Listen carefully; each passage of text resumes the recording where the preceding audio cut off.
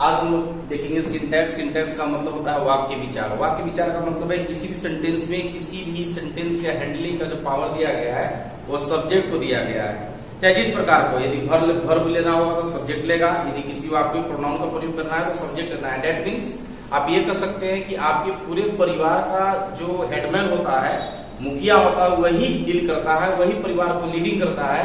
In the same condition we are eligible to call about the case of subject in any sentence, the handling power goes in favor of subject। जो sentence में handle करेगा, जो sentence का मालिक होता है, वो मालिक किस कौन होगा? सब्जेक्ट होगा। अब जिस वाक्य में सब्जेक्ट और वर्ब का जो रिलेशन होता है, सब्जेक्ट और वर्ब का जो रिलेशन का अध्ययन होता है, दैट इज कॉल्ड सिंटैक्स। यानी in a sentence in which we get the study of the relation between subject and verb is called syntax. Syntax हम उसको बोलते हैं जिस वाक्य में हम सब्जेक्ट और वर्ब के बीच में जो रिलेशन स्थापित होता है, जो संबंध बनता है, उस संबंध के अध्ययन को हम बोलते हैं सिंटैक्स। हम अगर बात कैसे करते हैं तो सिंटैक्स का हिंदी मीनिंग होगा वाक्य विचार। और सिंटैक्स बोलेंगे किसको लिखा है? Syntax is the studies of relation between subject and verb. यानी सब्जेक्ट और वर्ब में जो रिलेशन होगा, उस रिलेशन के अध्ययन को हम लोग क्या बोलते हैं? सिंटैक्स बोलते हैं। उस रिलेशन का एक ठोस नाम होगा, एक कंप्लीट नेम है। उस रिलेशन को नाम क्या होता है बाबू? तो लिखा हुआ है कि दिस रिलेशन विल बी, कर लेंगे रिलेशन विल बी SSPP। उस रिलेशन का नाम होता है SSPP। इस SS का मतलब क्या होता है? फर्स्ट S का मतलब होता है, फर्स्ट S मीन्स होता है आपको singular subject, and second S का मतलब होता है सिंगुलर वर्ब। इसका मतलब यहां से बात कर सकते हैं आप कि सिंगुलर सब्जेक्ट के साथ हमेशा हम प्रयोग करेंगे सिंगुलर वर्ब का। इसका प्रयोग करेंगे सिंगुलर, यानी आपका सब्जेक्ट सिंगुलर हो, उसके साथ वर्ब क्या होगा? सिंगुलर। PP का मतलब क्या होगा? First P stands for the meaning of plural subject and second P stands for the meaning of plural verb. एक P का मतलब होता है प्लूरल सब्जेक्ट, एक P का मतलब होता है प्लूरल। इसका मतलब आप ये देख पा रहे होंगे कि दोनों P अगर एक साथ में है, इसका मतलब ये है कि अगर सब्जेक्ट आपका प्लूरल हो, सब्जेक्ट आपका क्या हो? सब्जेक्ट जब प्लूरल हो, उनके साथ हम वर्ब का जो प्रयोग करते हैं वो भी क्या करते हैं? प्लूरल। ओवरऑल पॉइंट हम कंक्लूड कर पा रहे हैं कि किसी भी वाक्य का सब्जेक्ट सिंगुलर तो वर्ब हम यूज करेंगे सिंगुलर। किसी भी सब्जेक्ट का अगर केस प्लूरल हो, यानी सेंटेंस का सब्जेक्ट प्लूरल हो, तो उनके साथ वर्ब हम क्या करेंगे? प्रयोग प्लूरल। यानी सिंगुलर सब्जेक्ट के साथ सिंगुलर वर्ब, प्लूरल सब्जेक्ट के बाद प्लूरल वर्ब। आइए हम लोग मुलाकात करेंगे सिंटैक्स का पहला रूप क्या होता है। Just we talk the first rule of syntax. Syntax के पहले रूप की हम बात करेंगे, ध्यान देंगे। पहला रूप का जो कॉन्सेप्ट लिखा हुआ है उसको थोड़ा सा आप देखने का प्रयास करिए। लिखा है कि इफ 2 और more different subjects, that means ये कहा जा रहा है कि 2 या 2 से अधिक, कम से कम 2 की बात करेंगे और अधिक से अधिक कितना का भी बात करेंगे, कोई लिमिटेशन नहीं है, लेकिन कम से कम 2 की बात हो रही है। कम से कम 2 या 2 से अगर अधिक डिफरेंट, इस अलग अलग भिन्न भिन्न अगर सब्जेक्ट्स का प्रयोग एक साथ कर पाए हो, लेकिन जुड़ना किससे है बाबू? प्रीपोजिशन से। किसे जुड़कर प्रयोग हो रहे हो? प्रीपोजिशन से। उस सेंटेंस में जो वर्ब का प्रयोग करेंगे, लिखा है verb will be used according to the first subject. किसी भी वाक्य में आपको ऐसा होगा कि जो सब्जेक्ट का टर्म होता है 2 या 2 से अधिक भी मिलेगा। In any sentence we get 2 or more different subjects joining with preposition. In this case we select verb according to first subject. किसी भी वाक्य में 2 या 2 से अधिक अगर सब्जेक्ट हो और सब यदि प्रीपोजिशन से जुड़े रहेंगे तो उनमें वर्ब का प्रयोग करेंगे किसके अनुसार? फर्स्ट वाले के अनुसार। कॉन्सेप्ट देखने का प्रयास करिएगा। ऐसा हो सकता है कि सब्जेक्ट हो, देन आफ्टर यहाँ प्रीपोजिशन हो। ऐसा भी हो सकता है कि देन आफ्टर सब्जेक्ट, इसके बाद PRP माने शॉर्ट में प्रीपोजिशन है ना, इसके बाद आपको क्या होगा बाबू? सब्जेक्ट, फिर आपको प्रीपोजिशन, फिर आपका सब्जेक्ट। अब पता नहीं है कहां तक जाएगा, इसे कोई गारंटी नहीं है, कोई लिमिटेशन नहीं है। अब आपको ध्यान है कि ये भी सब्जेक्ट का रोल प्ले करेगा, ये भी सब्जेक्ट का रोल प्ले करेगा, ये भी सब्जेक्ट का रोल प्ले करेगा, यहाँ भी सब्जेक्ट का रोल प्ले करेगा, और आने वाले और भी हो सकते हैं सब्जेक्ट का रोल प्ले करे। लेकिन ऐसा तो नहीं है कि हम किसी को वर्ब दे देंगे।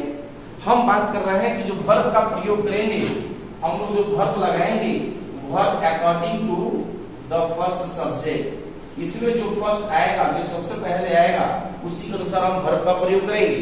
इसका मतलब कि हम अगर बात कर लें तो सबसे पहला तो मेरा यही सब्जेक्ट आया है ना। अब आपके मन में बात रन कर रहा होगा कि आखिर पहला वाले के अनुसार क्यों करेंगे, सेकंड वाले के अनुसार क्यों नहीं करेंगे। इसका दो कारण से हम निराकरण करेंगे। पहला कारण, आप अपने परिवार समझिए, अपने फैमिलियर टर्म से समझने का प्रयास करेंगे। आप ऐसा भी होता है कि आपके पापा यदि 4 भाई हों, नहीं, जरा सोच के देखेंगे, आप 4 भाइयों में अगर प्रीपोजिशन का काम क्या है, संबंध को जोड़ना, संबंध बनाए रखना। दो वर्ड को संबंध स्थापित करने वाले जो वर्ड होते हैं, दैट इज कॉल्ड प्रीपोजिशन। ऐसा भी बोलते हैं कि preposition is a word of relation. संबंधवाचक इसका हिंदी में नहीं होता है, और संबंधवाचक का मतलब है कि ये दो शब्दों के बीच में संबंध को स्थापित करता है। ठीक है, अगर 4 भाई आपके पापा होंगे और चारों में संबंध स्थापित होगा, तो संबंध स्थापित होगा का मतलब अलग अलग होंगे कि एक ही में होंगे? अगर एक ही में होंगे तब ना संबंध स्थापित होगा। मालिकाना हक किनके पास आता है बाबू? जो सबसे पहले जन्म लेते हैं, डेट मीन्स आपके बड़े पापा के पास आता है। बस समझ में आ रहा है? अब उस प्रकार से अगर हम इसको आंकले, ध्यान देंगे, एक सब्जेक्ट यहाँ है, एक सब्जेक्ट यहाँ है, एक सब्जेक्ट यहाँ, एक सब्जेक्ट यहाँ है, और सब्जेक्ट आगे हो सकता है। ये सबको जुड़ने वाला कौन है? प्रीपोजिशन है। सबको जोड़ने वाला कौन है? इसका मतलब सभी में संबंध स्थापित है कि स्थापित नहीं है? अगर संबंध स्थापित है तो मालिकाना हक किनको जाएगा? बड़े वाले। देखिए, इनका मतलब ये पहले वाले कौन सा वर्ब होगा? दूसरा जो ग्रामेटिकल रीजन में दे रहा हूं, ग्रामेटिकल रीजन क्या है, बात याद रखिएगा, मैं आपको दिखा रहा हूं, इसको वाला उदाहरण नहीं है आपको। अगर ऐसा करेंगे कि कभी भी प्रीपोजिशन कहीं भी हो, वाक्य के एक सेंटेंस की किसी भी जगह प्रीपोजिशन हो, अगर उनके बाद कोई नाउन या प्रोनाउन आते हैं, उनको ऑब्जेक्टिव फॉर्म में माना जाता है। कौन सा फॉर्म में माना जाता है?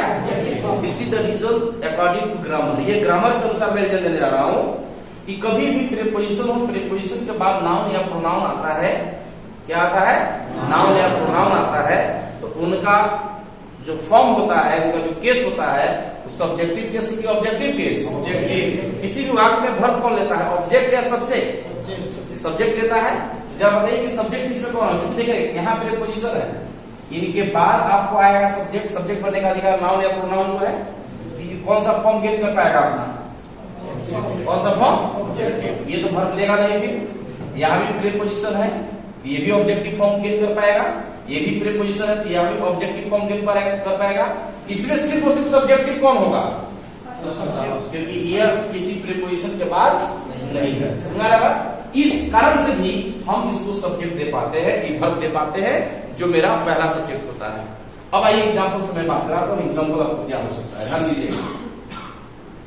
मैं अगर बात करूं कि the student of physics department in degree college dot very laborious. मैं अगर बात करूं इज, या मैं बात करूं आर, ठीक है। यहां कितने सब्जेक्ट्स की बात कर रहा हूं? कितने रोल प्ले कर रहे हैं? एक स्टूडेंट्स, दूसरा का फिजिक्स डिपार्टमेंट, और तीसरा का होगा आपको डिग्री कॉलेज। इनको देखिए जोड़ा कौन बाबू? प्रीपोजिशन। ये भी प्रीपोजिशन। वर्ब कौन लेगा? डिग्री कॉलेज, फिजिक्स डिपार्टमेंट या स्टूडेंट्स? स्टूडेंट सिंगुलर दिख रहा है प्लूरल? जब ये प्लूरल दिख रहा है तो यहाँ आपको वर्ब होना चाहिए क्या? बताइए, इज प्लूरल है, आर प्लूरल है? बोलिए। अगर मैं ऐसा करूं, ध्यान देंगे कि the colour of this flowers as, यहां मैं बात कर लूं अट्रैक्ट, या मैं बात कर लूं अट्रैक्ट्स। यहां भी ध्यान देंगे, दो सब्जेक्ट आपका, एक तरफ कौन दिख रहा है? कलर, और एक तरफ कौन दिख रहा है बाबू? This flowers. वर्ब इसको कौन लेगा? दिस फ्लावर्स या कलर? बोलिए। कलर सिंगुलर दिख रहा है पूरा सिंगुलर, तो वर्ब यहाँ क्या होगा बाबू? ये दोनों में सिंगुलर कौन है? अट्रैक्ट्स। कौन है वर्ब? ये अट्रैक्ट्स हो जाएगा। नहीं, यदि मैं ऐसा कह दूं, ध्यान देंगे कि the market the market in Palamu, the market in, एक मिनट इसको दोनों प्लूरल में बनाता हूं, the market in these states not very clean। यहां अगर मैं बात करूं was या बात करूं मैं were, हर ध्यान देना है हम लोगों को। एक तरफ कौन है बाबू? बोलिए मार्केट। एक तरफ कौन है? स्टेट्स। हर चाहिए स्टेट्स को या फिर मार्केट को? मार्केट सिंगल या प्लूरल? सिंगल। जब सिंगल पे है was या were, क्या होगा? जरूर देखते हैं। अगर मैं ऐसा कहूं कि these books on the table, और मैं डॉट डॉट डॉट कर दूं वेरी रफ। जरा बात करेंगे हम इज का या बात करेंगे हम बताएंगे बाबू। एक तरफ कौन है? these books, बीच में क्या है बाबू? प्रीपोजिशन। फिर बाद में क्या है? टेबल। क्या है? टेबल। अब बताएंगे भर बुक्स को होगा या टेबल लेगा? बुक सिंगल दिख रहा है कि प्लूरल? जब प्लूरल तो इज होगा या आर होगा? कोई दिक्कत इसमें? अब हम लोग बात करेंगे हाइफिनेटेड एक्सप्रेशन के बारे में। ये लिखा हुआ है, आप देख पा रहे हैं कि hyphenated expression, the term and condition of hyphenated expression totally depends on the first rule. जो आपने पढ़ा अभी उसी पर पूर्ण रूप से डिपेंड है। एक समथिंग विल बी डिफरेंट, उसको अलग होगा तभी तो इसका नाम हाइफिनेटेड हुआ है। जनरली हाइफिनेटेड का अगर मीनिंग कहेंगे तो इसका होता है पुनरावृत्ति, लेकिन इसका हिंदी मीनिंग से भी आपको कोई फायदा होने वाला नहीं है। अब मैं इसको डील कर रहा हूं कि हाइफिनेटेड बोला किस हो जाता है, ध्यान देंगे आपको। if a noun repeats joining with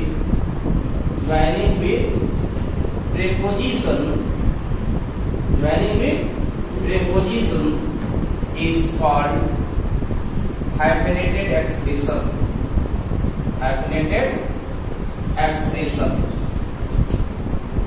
समझने की कोशिश करेंगे थोड़ा सा। हाइफिनेटेड एक्सप्रेशन बोलते किसको है? कह रहा है इफ अ नाउन, यदि कोई नाउन, रिपीट्स का मतलब होता है पुनः आना। रिपीट्स का मतलब क्या होता है? यदि कोई नाउन पुनः आ जाता है इससे जुड़कर, इससे पहले आपने पढ़ा था कि दो या दो से अधिक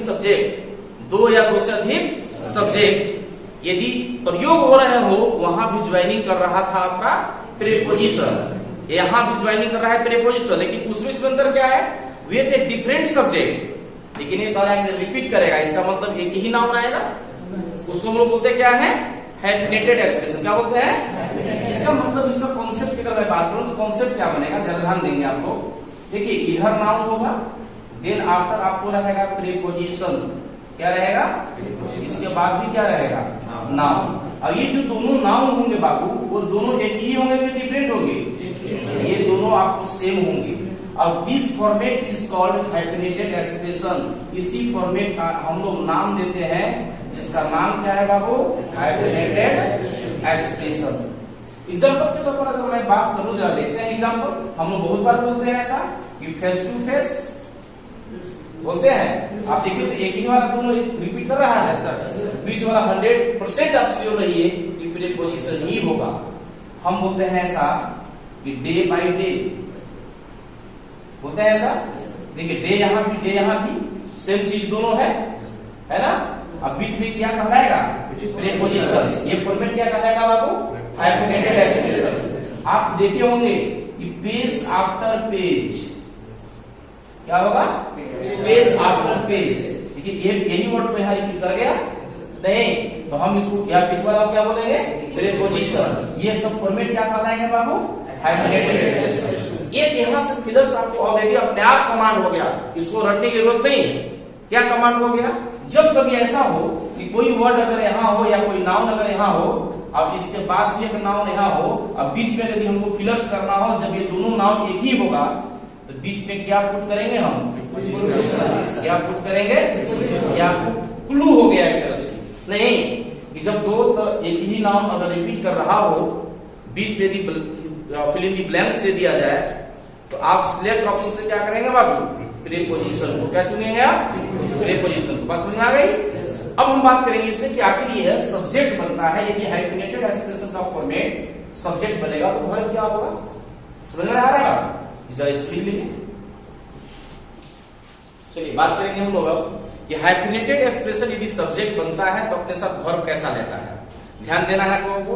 लिखा है कि hyphenated expression will take verb in singular form, अर्थात हाइफिनेटेड एक्सप्रेशन अपने साथ वर्ब कैसा लेता है, सिंगुलर फॉर्म। जरा हम बात कर लेते हैं पहले, अगर मैं ऐसा कर दूं, ध्यान देंगे इस पर कि village after village, village after village is far from DTU, या ऐसा कर सकते हैं फार फ्रॉम मेन टाउन। ये बात जो हम लोग कर रहे हैं कि विलेज आफ्टर विलेज, इसका मीनिंग होता है गांव के गांव। कभी बोलते होंगे आप कि गांव के गांव बग है, गांव के गांव विनाश हो गया, गांव के गांव ग्रो कर गया, नहीं, तो गांव के गांव से शुरू है। यहाँ ये कह रहा है कि विलेज आफ्टर विलेज माने गांव के गांव is far from main town, जो मुख्य शहर है, मुख्य शहर से गांव के गांव दूर है। बस समझ आ रहा है? क्या यहाँ सब्जेक्ट बना है आपको, विलेज आफ्टर विलेज बना है ना? आप इनके साथ एक वर्ब क्या चल रहा है बाबू? आपके मन में एक बात रोल कर रहा होगा कि आपने जो फर्स्ट पॉइंट लिखवाया, जो पहला पॉइंट लिखवाया, उसके अनुसार भी सही होगा कि दो अधिक सब्जेक्ट या दो से अधिक सब्जेक्ट अगर प्रीपोजिशन से जुड़े रहेंगे तो वर्ब होगा पहले वाले के अनुसार।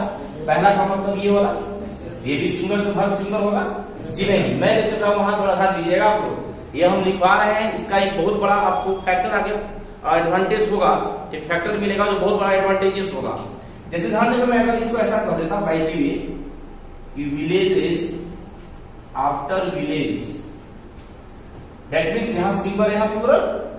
मैं ऐसा भी तो कर सकता था कि विलेज आफ्टर विलेजेस, यानी सिंगल यहां, ऐसा भी तो हो सकता था कि विलेजेस आफ्टर विलेजेस। अब जरा ध्यान देंगे, इसका मतलब यहां क्या देख पा रहे हैं आप, ये plural singular, singular plural, plural plural. क्या मैं यहां ऐसा कर दूं is far from main city या मेन टाउन, क्या सही होगा? याद रखेंगे ये सही बिल्कुल नहीं है, यहाँ पूरे ही फॉर्मेट गलत है। अब मेन आपको हाइफिनेटेड में ही होता है। हाइफिनेटेड में मेन पॉइंट अगर मैं कह दूं तो मेन पॉइंट यही है जो मैंने आप लोगों को भी क्रॉस किया। क्या है main point?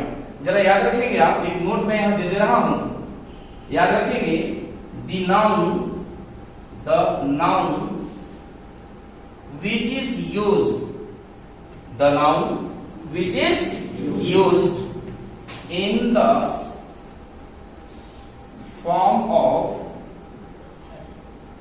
hyphenated expression, hyphenated expression is always used in singular form, always used in, बहुत इंपोर्टेंट पॉइंट है, इससे आपको एग्जामिनेशन में प्रश्न आते भी हैं। क्या कहा जा रहा है बाबू? The noun which is used in the form of hyphenated expression is always used in singular form. वह नाउन जो हमेशा सिंगुलर प्रयोग में होगा जब वह हाइफेनेटेड एक्सप्रेशन के फॉर्म में प्रयोग किया जा रहा होगा। यानी वह नाउन जो हाइफेनेटेड एक्सप्रेशन के फॉर्म में प्रयोग किया जाता है वो हमेशा कौन सा फॉर्म में प्रयोग होता है? प्लूरल हो सकता है क्या? चाहे वो सब्जेक्टिव केस में हो या ऑब्जेक्टिव केस में हो या कॉम्प्लीमेंट केस में हो, किसी भी कंडीशन में हाइफेनेटेड एक्सप्रेशन वाले नाउन हमेशा क्या होते हैं? सिंगुलर। जैसे एग्जांपल में अगर ऐसा कह देता कि I wanted to see you times 2 times, क्या सही है? देखेंगे आप ये हाइफेनेटेड एक्सप्रेशन का फॉर्मेट है या नहीं है? क्या यह टाइम्स 2 टाइम्स चलेगा? नहीं चलेगा। क्यों नहीं चलेगा? क्योंकि हाइफेनेटेड एक्सप्रेशन वाले नाउन कभी प्लूरल में प्रयोग नहीं होते हैं। यहाँ कहना होगा आपको टाइम टू, सुन रहा? अगर मैं ऐसा कह दूं कि she had read pages after pages of the Bible, चलेगा क्या? क्या चलेगा? यहाँ पेज आफ्टर यदि आपसे कोई कहा कि पेज आफ्टर पेज क्यों, क्या कहेंगे आप? ये है हाइफिनेटेड एक्सप्रेशन, और हाइफिनेटेड एक्सप्रेशन वाला नाउन कभी भी प्लूरल फॉर्म में नहीं चलता है। That means in the form of singular. इसका मतलब इसका करेक्ट आंसर क्या होगा बाबू? Page after page. कोई दिक्कत यहां तक? चलिए आज के लिए बहुत बहुत धन्यवाद, मिलते हैं अगले वीडियो में, अगले क्लास में।